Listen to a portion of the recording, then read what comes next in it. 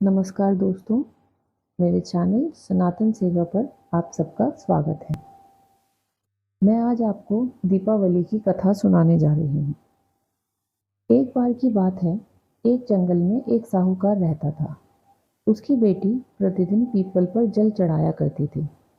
जिस पीपल के पेड़ पर वह जल चढ़ाया करती थी, उस पर माँ लक्ष्मी जी निवास करती थी।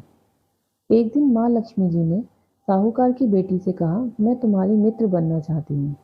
यह सुनकर साहूकार की बेटी ने कहा, मैं अपने पिता से पूछकर आपको बताऊंगी।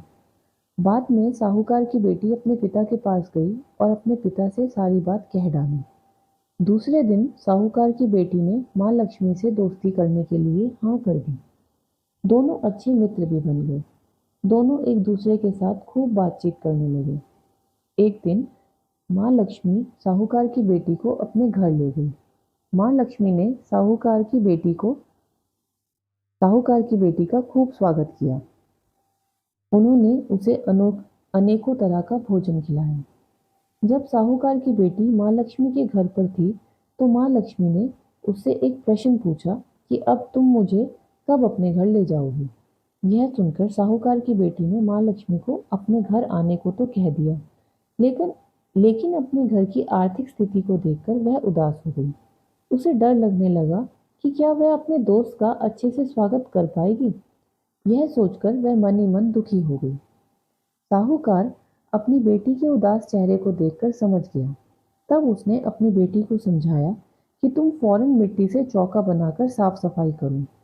4 बत्ती के मुख वाला दिया जलाकर माँ लक्ष्मी का नाम लेकर वहां उनका स्मरण करो। पिता की यह बात सुनकर उसने वैसा ही किया। उसी समय एक चील किसी रानी का नौलखा हार लेकर उड़ रही थी। अचानक वह हार साहूकार की बेटी के सामने गिर गया। तब साहूकार की बेटी ने जल्दी से वह हार बेचकर भोजन की तैयारी की।